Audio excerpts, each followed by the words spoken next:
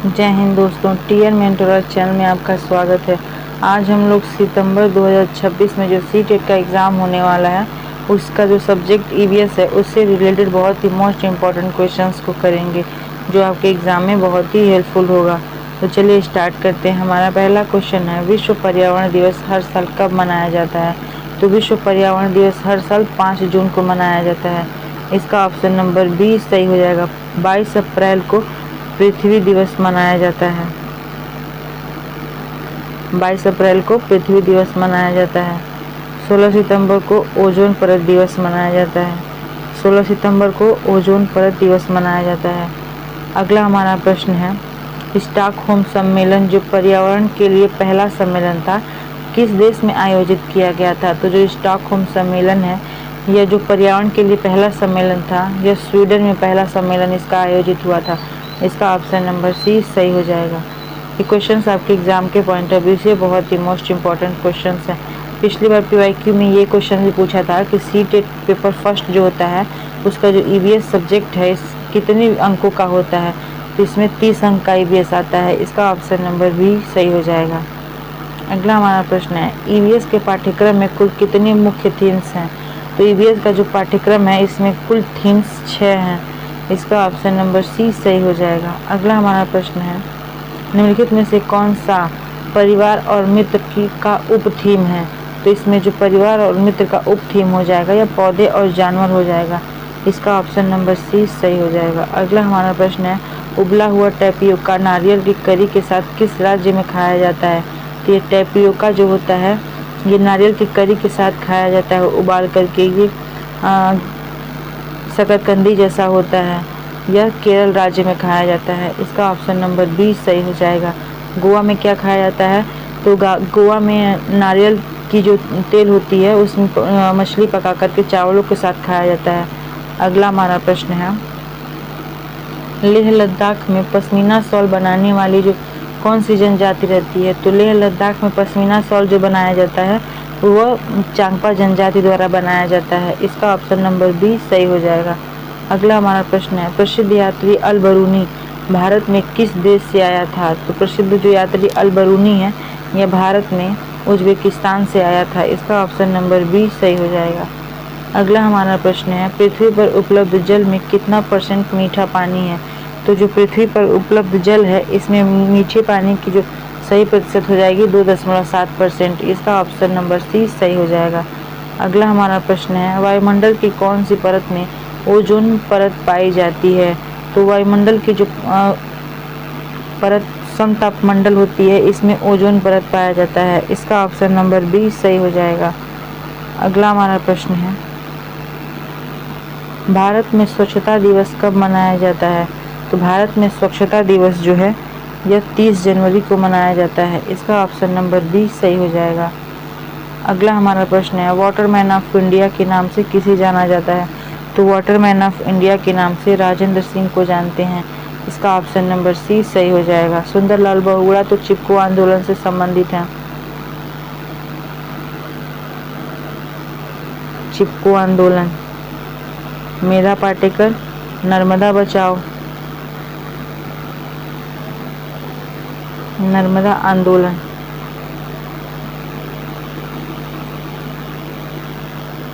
अगला हमारा प्रश्न है, कक्षा 1 और कक्षा 2 के बच्चों को ईवीएस किस माध्यम से पढ़ाई जाती है? तो कक्षा 1 और 2 वाले बच्चों को ईवीएस जो है भाषा और गणित के माध्यम से पढ़ाया जाता है। इसका ऑप्शन नंबर सी सही हो जाएगा। अगला हमारा प्रश्न है, निम्नलिखित में से कौन सा पर्यावरण का एक जैविक घटक है? तो इसमें से बताना है कि पर्यावरण का जैविक घटक कौन सा है। तो पर्यावरण का जैविक घटक पौधे हो जाएगा। इसका ऑप्शन नंबर सी सही हो जाएगा। अगला हमारा प्रश्न है, निम्नलिखित 1935 में इकोसिस्टम शब्द का प्रतिपादन किस वैज्ञानिक ने किया था? तो इकोसिस्टम का प्रतिपादन सबसे पहले ईजी टॉन्सले ने किया था। इसका ऑप्शन नंबर बी सही हो जाएगा।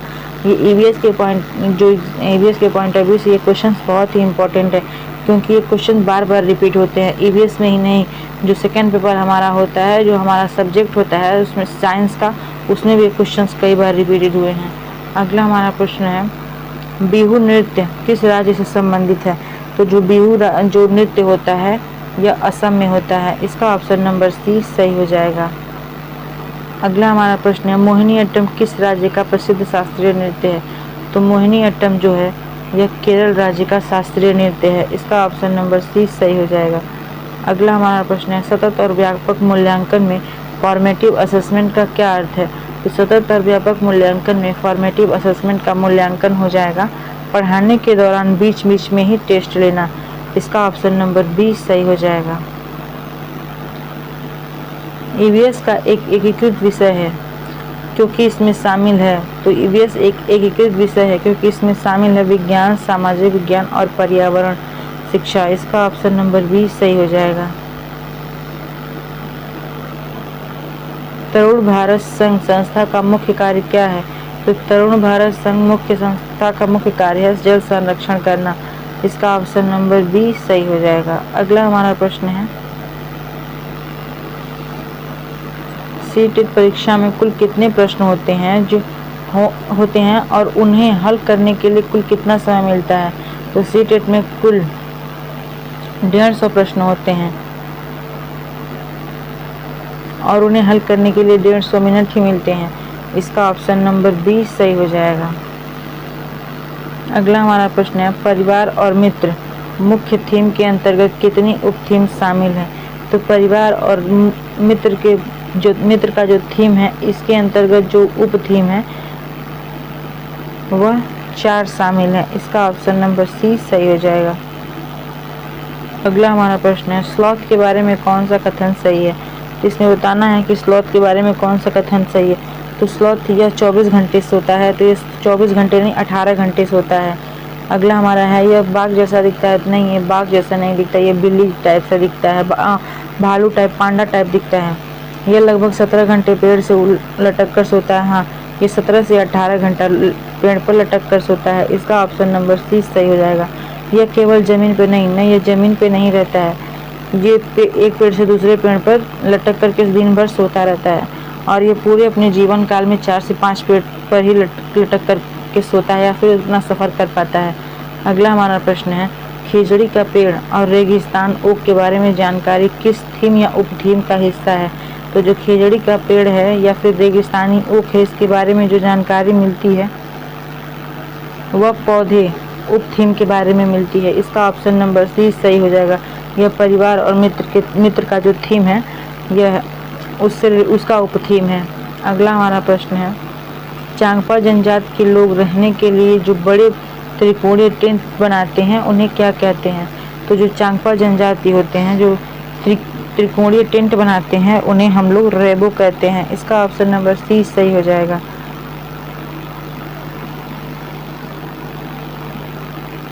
अगला हमारा प्रश्न है, प्रसिद्ध यात्री अल बरूनी किस देश से भारत आया था? तो प्रसिद्ध यात्री जो अल बरूनी था वह उज्बेकिस्तान से भारत आया था। इसका ऑप्शन नंबर सी सही हो जाएगा। वायुमंडल की परतों में क्षोभ मंडल के ठीक बाद कौन सी परत आती है? तो वायुमंडल की जो परतें होती हैं, क्षोभ मंडल जो परत होता है इसके ठीक बाद समताप मंडल आता है। इसका ऑप्शन नंबर बी सही हो जाएगा। अगला हमारा प्रश्न है, इकोलॉजी शब्द का प्रयोग 1866 में सबसे पहले किस वैज्ञानिक ने किया था? तो इकोलॉजी जो शब्द है इसका सबसे पहले प्रयोग अर्नेस्ट हैकल ने 1866 में किया था। इसका ऑप्शन नंबर बी सही हो जाएगा। एजी टैंसले ने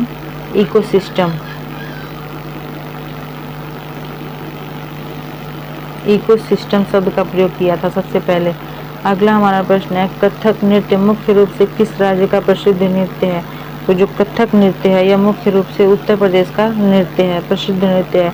इसका ऑप्शन नंबर सी सही हो जाएगा। अगला हमारा प्रश्न है, कर्नाटक राज्य का प्रसिद्ध लोक नृत्य कौन सा है? तो कर्नाटक राज्य का लोक नृत्य जो सबसे प्रसिद्ध है वह यक्षगान है। इसका ऑप्शन नंबर सी सही हो जाएगा। लावणी महाराष्ट्र का है, इसका तो ऑप्शन नंबर सी सही हो जाएगा। बिहू असम का है। भरतनाट्यम तमिलनाडु का है।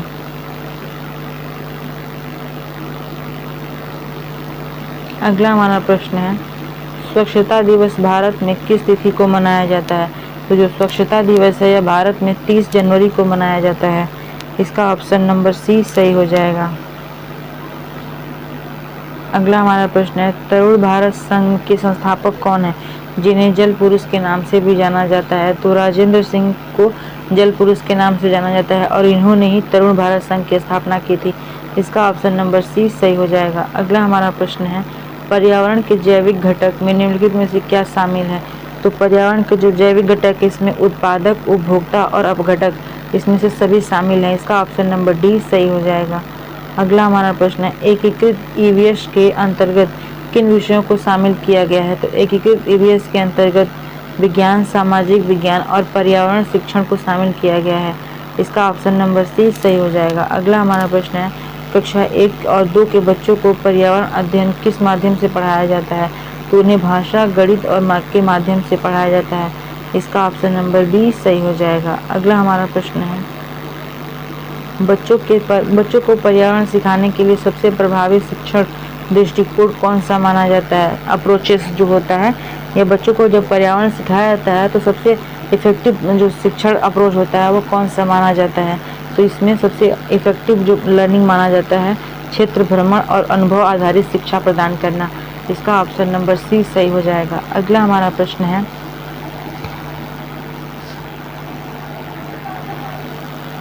सतत और व्यापक मूल्यांकन में समेटिव असेसमेंट कब किया जाता है? तो सतत और व्यापक मूल्यांकन में जो समेटिव असेसमेंट होता है यह सत्र या पाठ्यक्रम के अंत में किया जाता है। इसका ऑप्शन नंबर सी सही हो जाएगा। ईवीएस शिक्षण की प्रकृति कैसी होनी चाहिए? तो जो ईवीएस शिक्षण की जो प्रकृति है यह बाल केंद्रित होनी चाहिए। इसका ऑप्शन नंबर सी सही हो जाएगा। अगला हमारा प्रश्न है, तमिलनाडु का प्रसिद्ध शास्त्रीय नृत्य कौन सा है?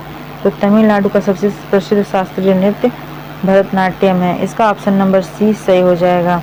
कुचिपुड़ी आंध्र प्रदेश का है।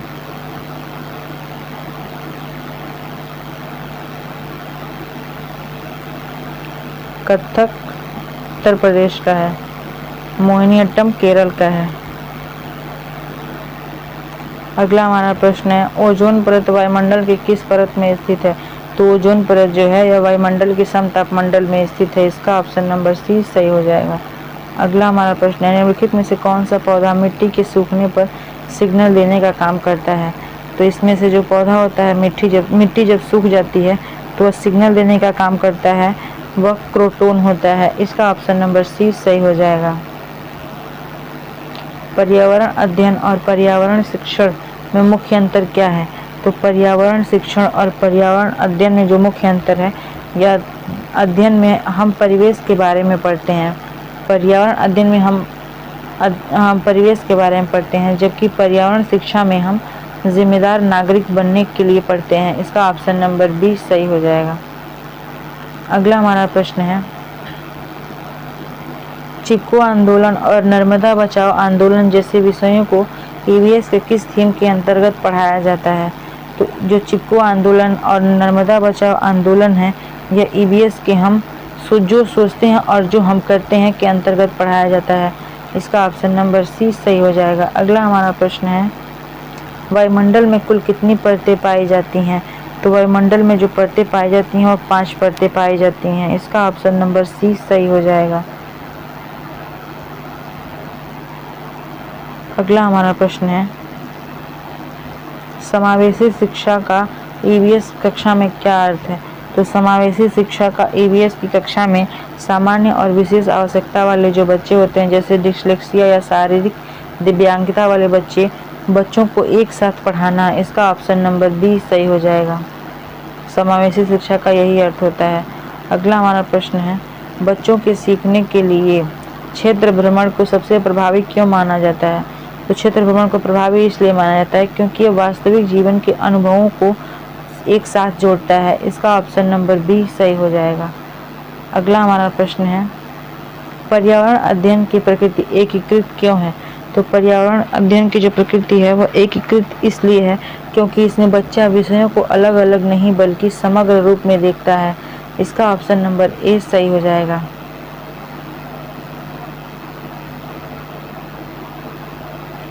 ईवीएस शिक्षण में कहानी सुनाना एक प्रभावी तरीका क्यों है?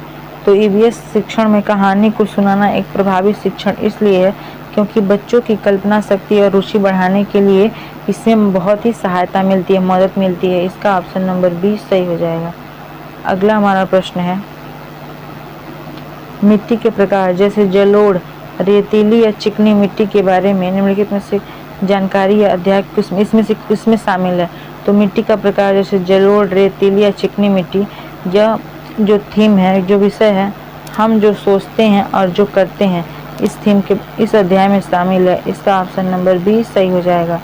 अगला हमारा प्रश्न है, आरटीई एक्ट के तहत किस कक्षा तक के बच्चों को मुफ्त और अनिवार्य शिक्षा का अधिकार प्राप्त है? तो कक्षा 8वीं तक के बच्चों को आरटीई के तहत कक्षा 8वीं तक के बच्चों को मुफ्त और अनिवार्य शिक्षा अधिकार प्राप्त है। इसका ऑप्शन नंबर 20 सही हो जाएगा। ये क्वेश्चंस बहुत ही मोस्ट इम्पॉर्टेंट क्वेश्चंस थे जो आपको एग्जाम में बहुत ही हेल्पफुल रहेंगे। तो इस वीडियो को लास्ट तक जरूर देखिएगा और इस क्वेश्चंस को रिवाइज जरूर कर लीजिएगा। धन्यवाद।